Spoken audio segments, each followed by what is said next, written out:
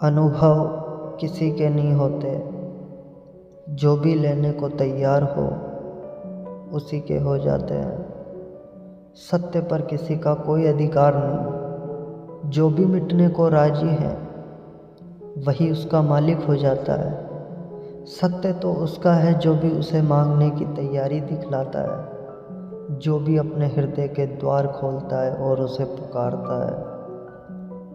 इस उपनिषद को इसलिए चुना है, यह उपनिषद अध्यात्म का सीधा साक्षात्कार है। सिद्धांत इसमें नहीं है, इसमें सिद्धों का अनुभव है। इसमें उस सब की कोई बातचीत नहीं है जो कुतूहल से पैदा होती है, जिज्ञासा से पैदा होती है। नहीं, इसमें तो उनकी तरफ इशारे हैं जो मुमुक्षा से भरे हैं, और उनके इशारे हैं जिन्होंने पा लिया है। कुछ ऐसे लोग भी हैं कि जिन्होंने नहीं पाया, लेकिन फिर भी मार्गदर्शन देने का मज़ा नहीं छोड़ पाते। मार्गदर्शन में बड़ा मज़ा है। सारी दुनिया में अगर सबसे ज़्यादा कोई चीज़ दी जाती है तो वह मार्गदर्शन है, और सबसे कम अगर कोई चीज़ ली जाती है तो वो भी मार्गदर्शन ही है। सभी देते हैं, लेता कोई भी नहीं है। जब भी आपको मौका मिल जाए किसी को सलाह देने का तो आप चूकते नहीं। जरूरी नहीं है कि आप सलाह देने योग्य हो, जरूरी नहीं है कि आपको कुछ भी पता हो जो आप कह रहे हैं, लेकिन जब कोई दूसरे को सलाह देनी हो तो शिक्षक होने का मज़ा छोड़ना बहुत मुश्किल हो जाता है। शिक्षक होने में मज़ा क्या है? आप तत्काल ऊपर हो जाते हैं मुफ्त में, और दूसरा नीचे हो जाता है। अगर कोई आपसे दान मांगने आए तो 2 पैसे देने में कितना कष्ट होता है, क्योंकि कुछ देना पड़ता है जो आपके पास है। लेकिन सलाह देने में ज़रा भी कष्ट नहीं होता, क्योंकि जो आपके पास है ही नहीं उसको देने में कष्ट क्या। आपका कुछ खो ही नहीं रहा है, बल्कि आपको कुछ मिल रहा है। मज़ा मिल रहा है, अहंकार मिल रहा है। आप भी सलाह देने की हालत में हैं आज, और दूसरा लेने की हालत में है। आप ऊपर हैं, दूसरा नीचे है।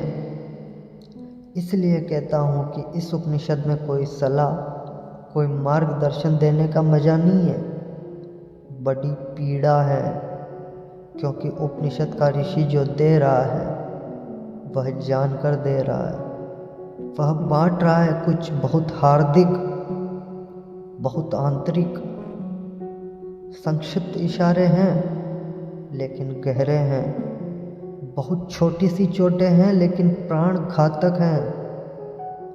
और अगर राजी हो तो तीर सीधा हृदय में चुभ जाएगा, और जान लिए बिना न रहेगा, जान ही ले लेगा।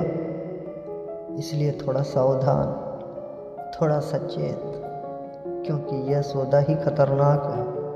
इसमें पागल हुए बिना कोई मार्ग ही नहीं है। इसमें अपने को मिटाए बिना पाने का कोई उपाय ही नहीं है। यहाँ तो खोने वाले ही बस पाने वाले बनते हैं। और इसलिए इस उपनिषद को भी चुन लिया है। ऐसे तो सीधा ही आपसे कह सकता हूँ, कोई कारण इस उपनिषद को चुनने का नहीं है, बहाना है, आड़ है। क्योंकि तीर सीधा मारो आदमी बच सकता है, उपनिषद की आड़ से थोड़ी सुविधा रहेगी। इसलिए चुन लिया है कि आपको ऐसा भी पता नहीं लगेगा कि मैं कोई सीधा ही आपको तीर मार रहा हूँ, तो बचने का जरा उपाय कम हो जाता है ना। सभी शिकारी जानते हैं कि थोड़ी आड़ से शिकार ठीक से होता है।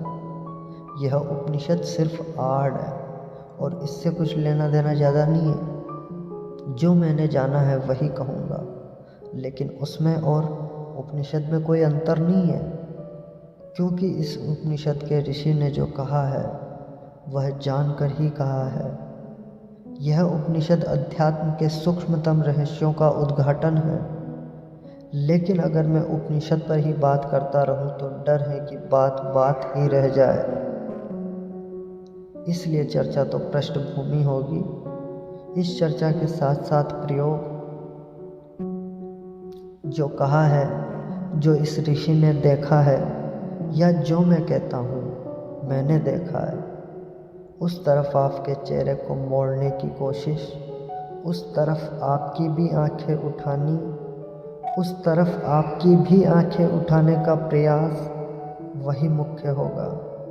उपनिषद की बात तो सिर्फ हवा पैदा करने के लिए होगी कि आपके चारों तरफ वे तरंगे पैदा हो जाए, कि आप भूल जाए 20वीं सदी को, पहुंच जाए उस लोक में जहाँ यह ऋषि रहा होगा।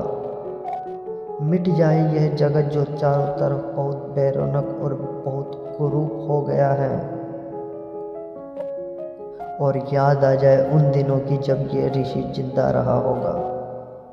एक हवा, एक वातावरण, बस उसके लिए उपनिषद।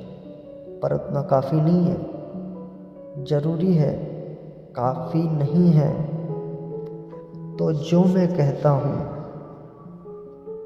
अगर आप उसको सुनकर ही रुक जाए तो मैं मानूंगा आपने सुना भी नहीं, क्योंकि सुनकर जो चलता नहीं है मैं नहीं मान सकता कि उसने सुना है। अगर आप सोचते हैं कि सुनकर आपकी समझ में आ गया, इतनी जल्दी मत करना।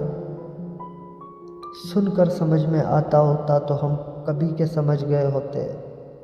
सुनकर ही समझ में आता होता तो इस दुनिया में समझदारों की कमी ना होती।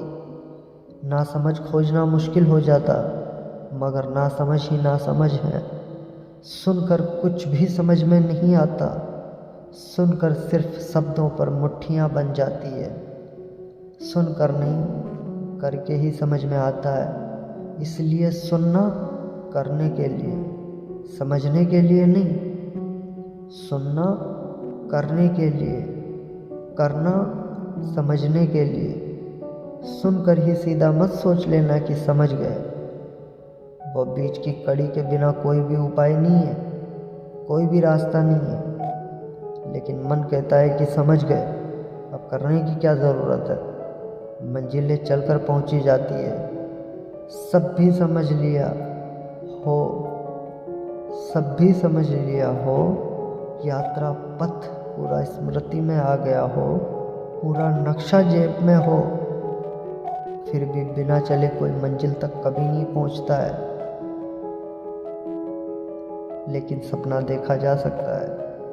कोई ये आदमी यही सो जाए और सपना देख सकता है कहीं भी पहुंचने का। मन सपना देखने में बड़ा कुशल है।